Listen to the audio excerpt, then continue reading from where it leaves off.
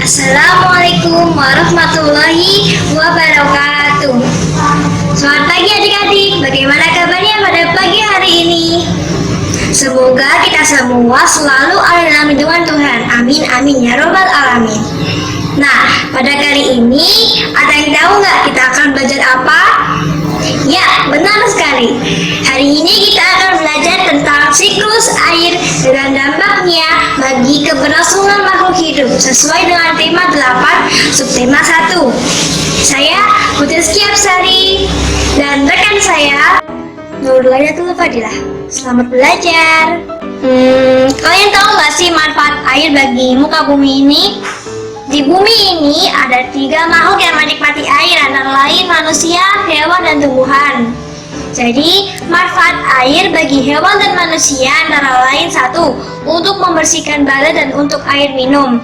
Untuk membersihkan badan ini biasanya bisa pakai air hujan loh, karena air hujan mengandung CO2, SO2, dan NO2. Zat ini turut mempengaruhi tingkat keasaman air hujan sehingga rasanya sedikit asam dan asin. Tetapi air hujan ini jangan diminum ya, karena kita punya sumber mata air dari pegunungan untuk air minum. Sumber mata air yang biasanya dipakai untuk air mineral ini dasarnya adalah air tanah yang jatuh setelah hujan. Makanya air hujan yang biasanya ada di daratan seperti di laut, di sungai, di danau, waduk, dan sebagainya, dengan mata air tanah itu sedikit berbeda. Lalu yang kedua adalah untuk mencuci dan rekreasi. Nah, air biasa ini juga bisa digunakan untuk mencuci loh, seperti di sungai ya. Biasanya di pedesaan itu orang-orang bisa mencuci pakai air sungai. Nah, untuk rekreasi ini orang-orang bisa memakainya saat menyelam di pantai atau melakukan wisata bahari. Yang ketiga yaitu untuk pertumbuhan sel. Nah, kita ini kan diwajibkan minum air minum sebanyak 8 gelas dalam sehari ya. Nah, ini sebagai untuk memperlancar peredaran darah dan juga untuk membantu kinerja ginjal sehingga bisa memperkuat dan mempertumbuh sel-sel kita. Yang terakhir adalah untuk lingkungan hidup.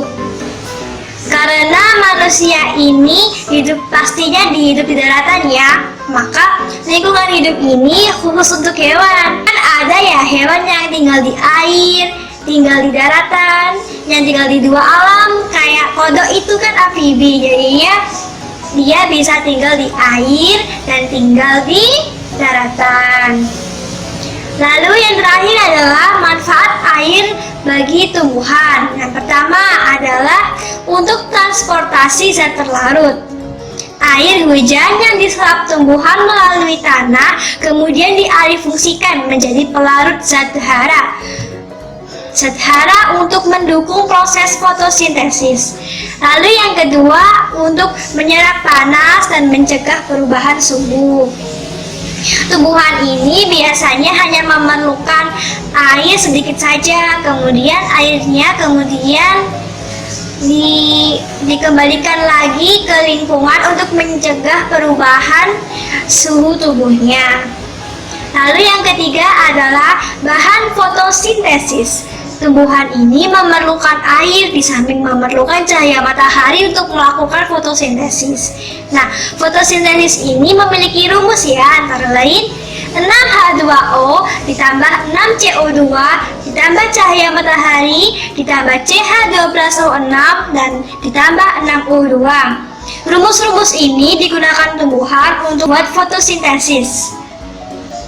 Lalu yang keempat adalah menumbuhkan benih.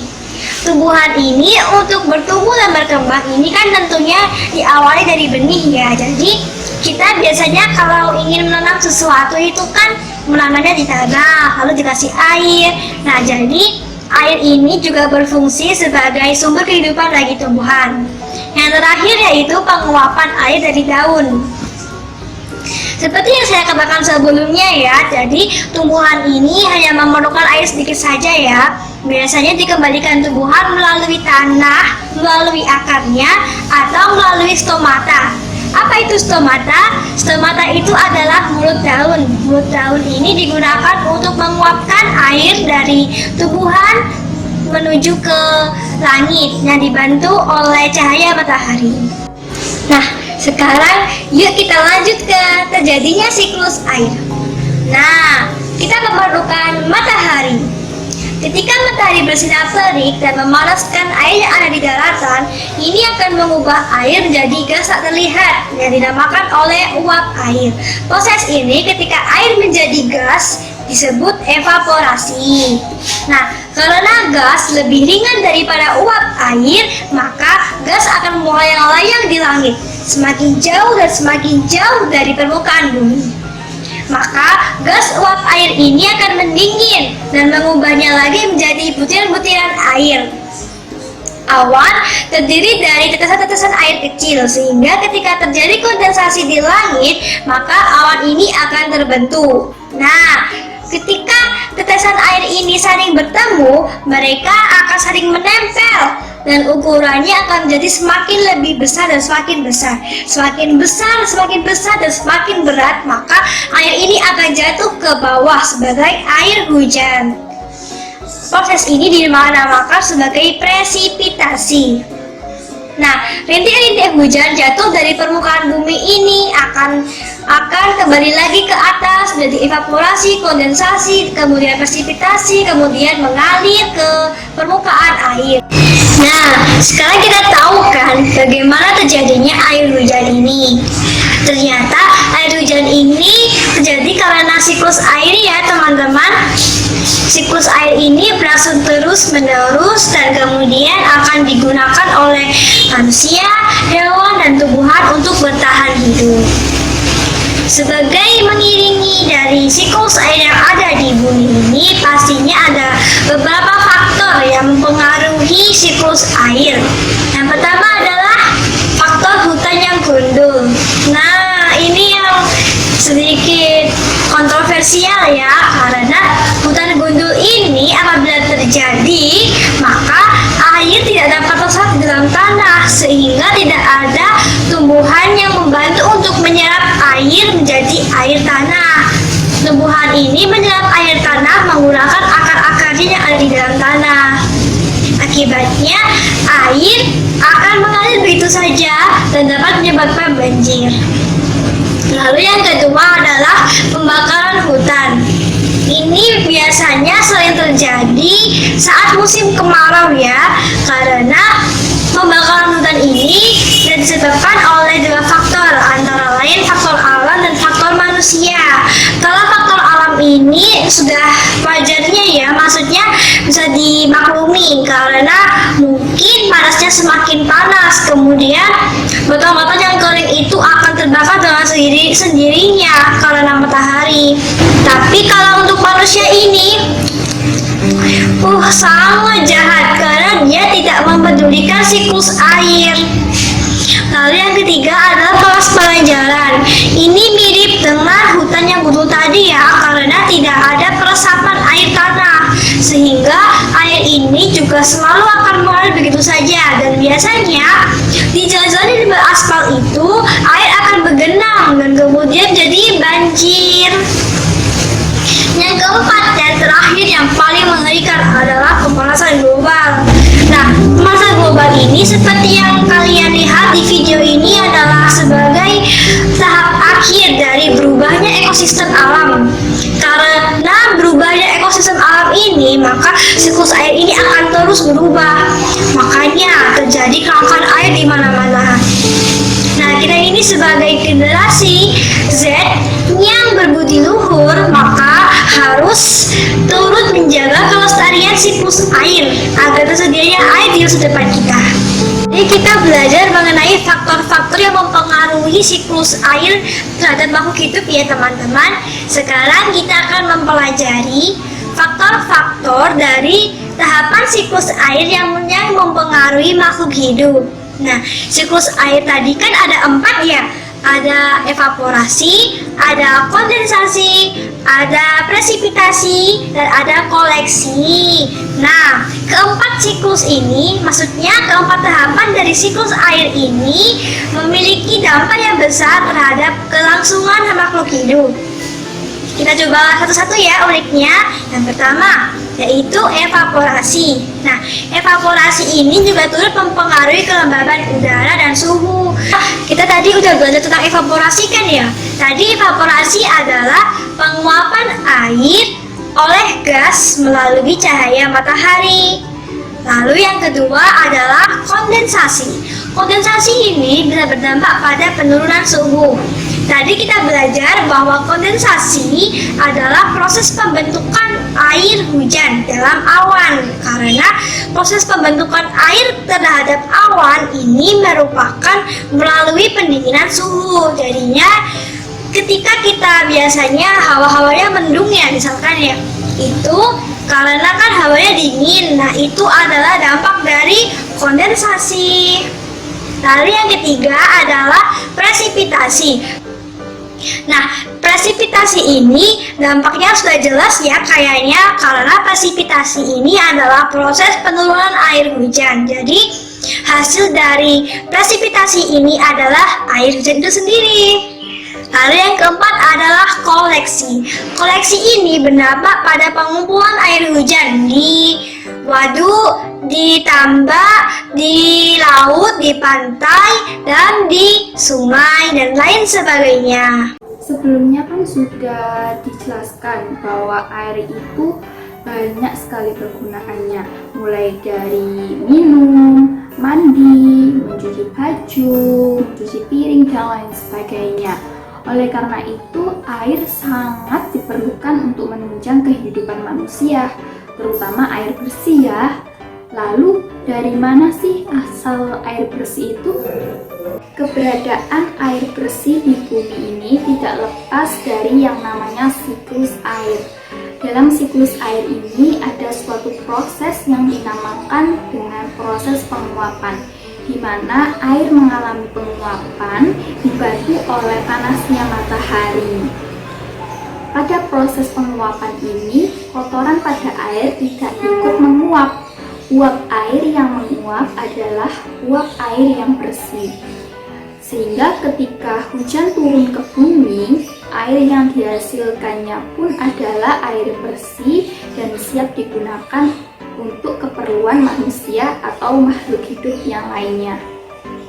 Nah, air hujan ini ketika turun di bumi akan dibagi menjadi dua jenis air. Yang pertama adalah air yang diserap oleh tanah atau air tanah. Yang kedua adalah air yang tidak diserap oleh tanah atau bisa juga disebut dengan air permukaan. Yang pertama adalah air tanah. Air tanah adalah air yang mengalir di bawah permukaan tanah.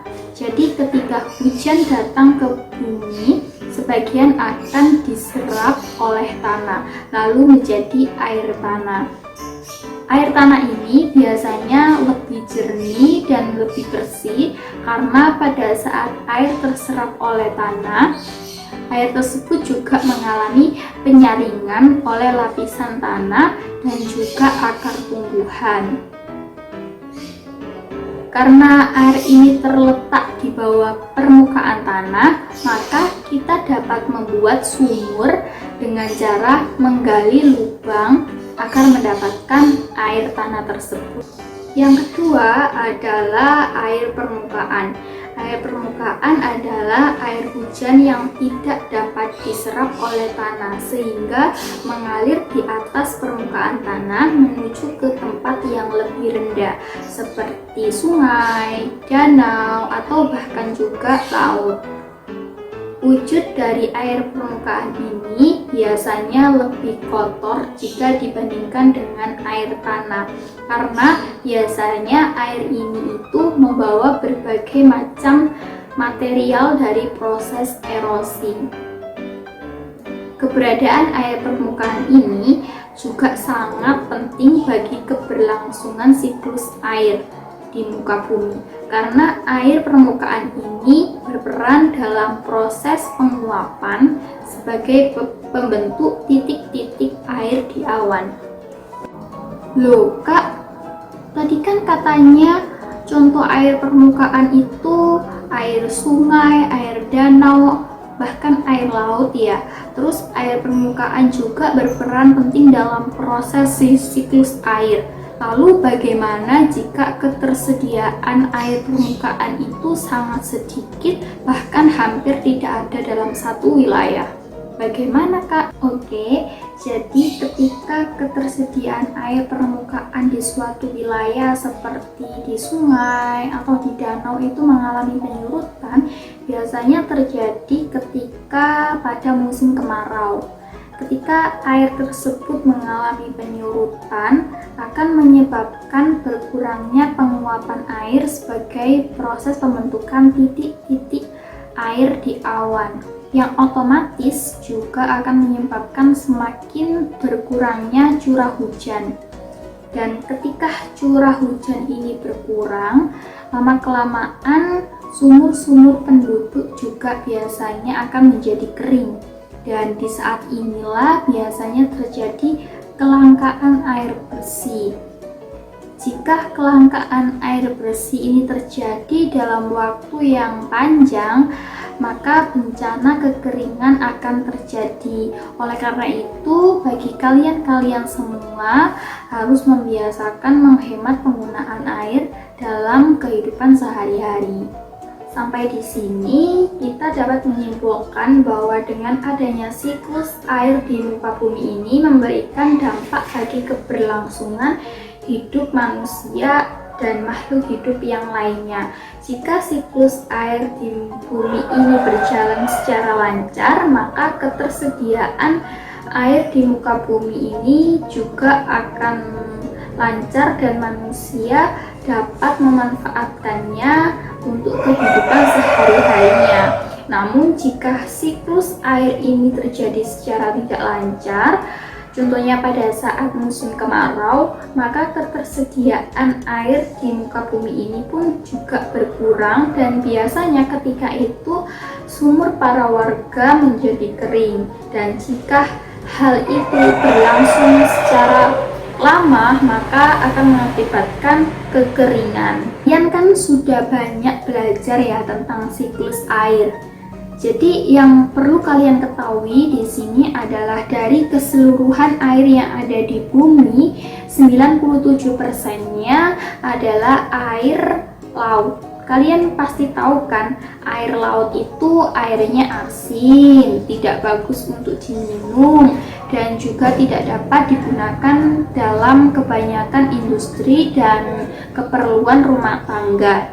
Namun, untungnya 3% dari air yang ada di bumi ini berupa air segar, yaitu air yang tidak asin dan dapat digunakan untuk minum, memasak, dan mencuci, serta keperluan lainnya yang membutuhkan air bersih lainnya.